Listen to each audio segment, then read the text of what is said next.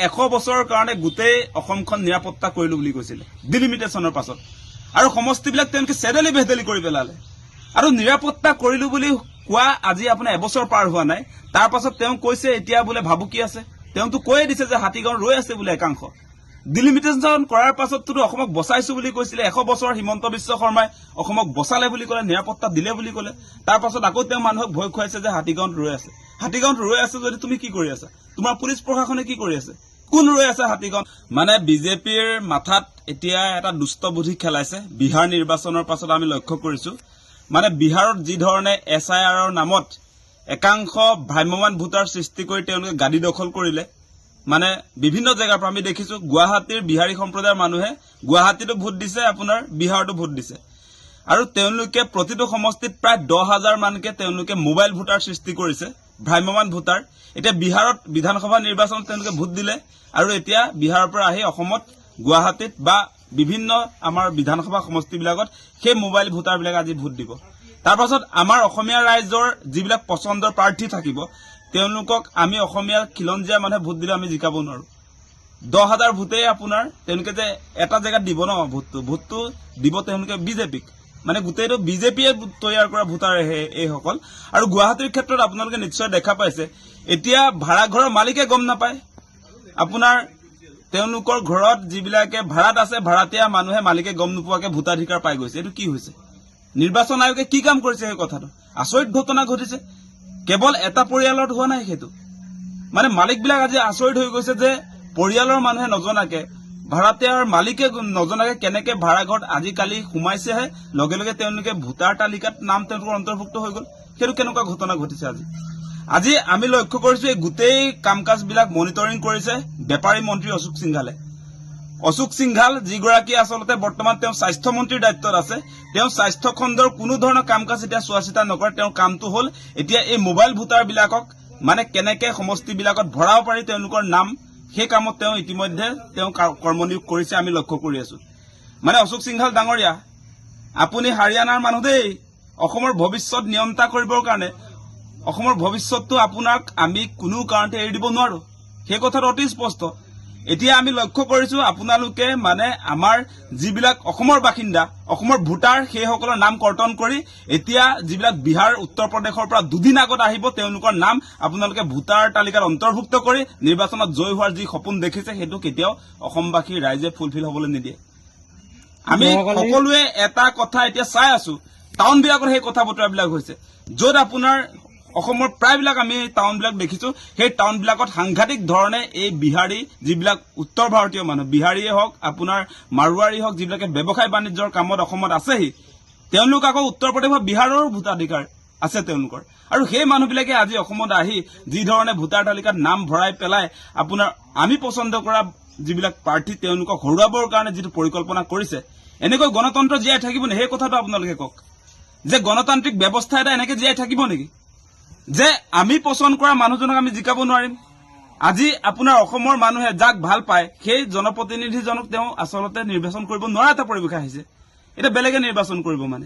মানে আমি জিকাব নোৱাৰো আমি ভোট দিলেও সেই 10,000 যে প্লাস হৈ গল এটা পক্ষক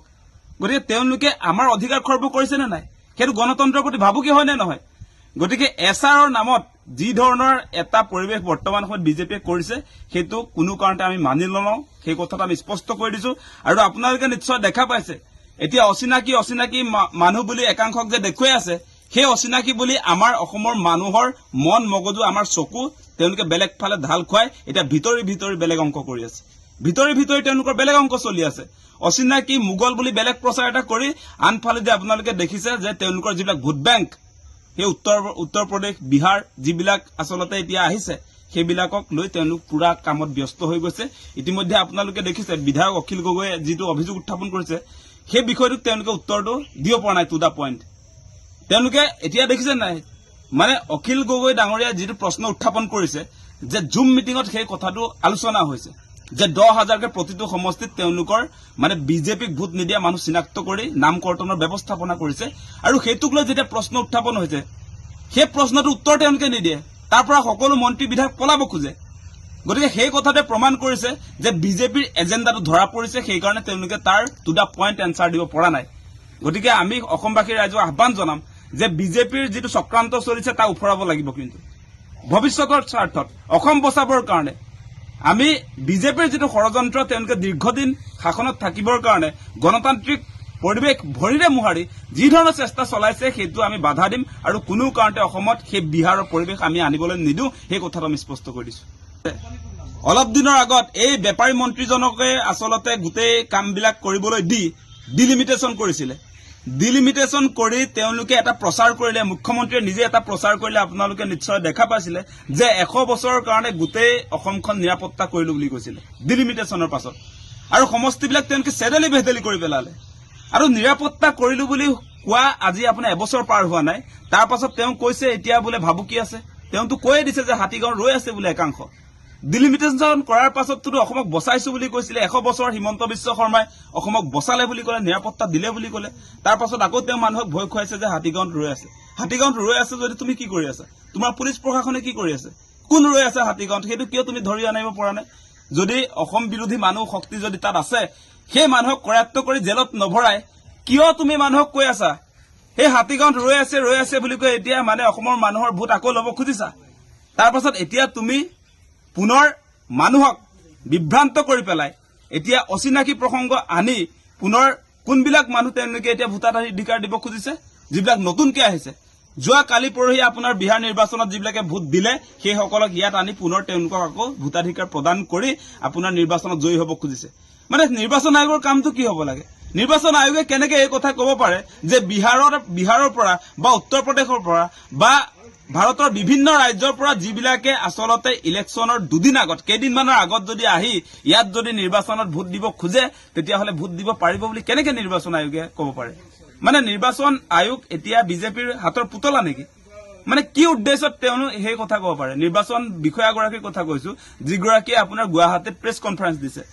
তেওঁ আপোনাৰ প্ৰেছ কনফাৰেন্স দি যিটো কথা ক'লে আপোনালোকে শুনি আচৰিত হ'ব এইটো গণতন্ত্ৰৰ একেবাৰে ভাবুকিস্বৰূপ কথা কৈছে গতিকে নিৰ্বাচন আয়োগে কোনো কাৰণতে এই মানে বিজেপিৰ পুতলা নিচিনাকৈ ভূমিকা পালন কৰা উচিত নহয় তেওঁলোক এটা ইণ্ডিপেণ্ডেণ্ট বডি হিচাপে নিজৰ ক্ষমতা কেনেকে প্ৰয়োগ কৰিব লাগে সেইটো তেওঁলোকে বিধিগতভাৱে কৰিব লাগে এনেকৈ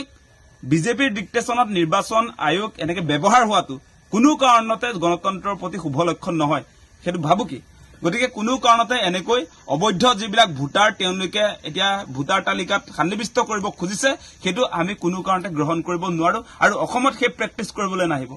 বিহাৰতো কৰিলেই আপোনালোকে বিহাৰত কৰিলেই সেই বিহাৰৰ পৰিৱেশ অসমত আমদানি কৰিব যে খুজিছে সেইটো ইয়াত নচলিব সেই কথা আমি স্পষ্ট কৰি দিছো এতিয়া আমি লক্ষ্য ৰাখিম আমি চোকা নজৰ ৰাখিম যে কেনেকে আচলতে ইয়াত দুদিন তিনিদিন আগত আহি এই বিহাৰী সম্প্ৰদায়ৰ মানুহবিলাক যিবিলাক আচলতে ইয়াত বিভিন্ন জীৱিকাৰ কাৰণে ইয়াত কৰ্মসংস্থাপনৰ কাৰণে যিবিলাকে আহিছে আৰু তেওঁলোকে ইতিমধ্যে মই কৈছো যে তেওঁলোকে উত্তৰ প্ৰদেশ বিহাৰত ভোট দি আহিছে গতিকে তেওঁলোকক ইয়াত ভোটাধিকাৰ প্ৰদান কৰি আমাৰ ইয়াৰ লোকেল যিবিলাক মানুহ আমাৰ স্থানীয় মানুহবিলাকৰ যি অধিকাৰ সেইটো খৰ্ব কৰিবলৈ তেওঁলোকক কেতিয়াও দিয়া নহয় সেই কথা আমি স্পষ্ট কৰি দিছো